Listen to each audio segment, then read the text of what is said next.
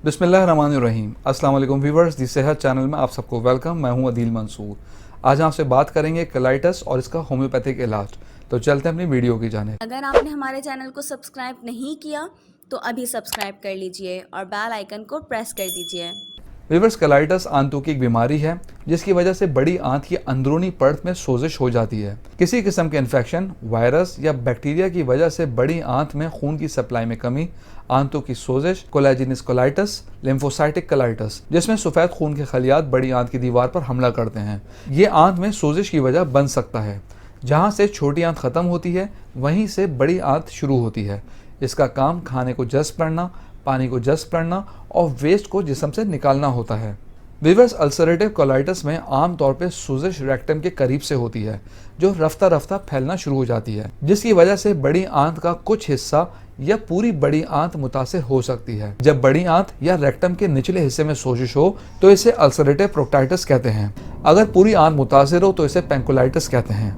जबकि अगर बड़ी आंत का बाएं जाने मुतासिर हो तो इसे डिस्टल कोलाइटिस कहते हैं। व्यूअर्स, अल्सरेटिव कोलाइटिस की अलामत की बात करें तो डायरिया, असहाल, पेट दर्द, ख़ास तौर पे बाएं जानिब शदीद दर्द, मतली, गैस, सुस्ती, थकावट, वज़न में कमी का होना, रेड सेल्स की कमी की वजह से एनीमिया हो जाना, मोशंस के साथ खून का आना या पस का भी आना।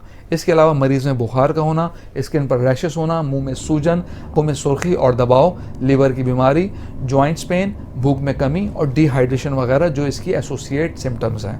व्यूअर्स, वीडियो में आगे बढ़ने से पहले मैं आपको रिमाइंड कराता चलूँ, अगर आप नॉलेज हेल्थ मैगजीन के मेंबर बनना चाहते हैं तो स्क्रीन पर दिए गए व्हाट्सएप नंबर पर अपना नाम और शहर का नाम लिख के व्हाट्सएप कीजिए और हर महीने नॉलेज हेल्थ मैगजीन अपने मोबाइल पे पढ़िए।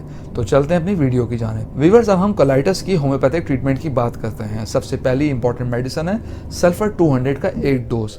इसके 8 डोज से मरीज को काफ़ी सुकून मिलता है। ये बेहतरीन दवा है जो इस बीमारी में मुफीद साबित होती है। कुछ मरीज सिर्फ इसके 8 डोज से ही बहुत ठीक हो जाते हैं।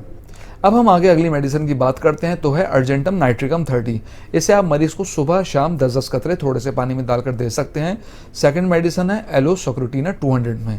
इसको दिन में 2 बार इस्तेमाल करें।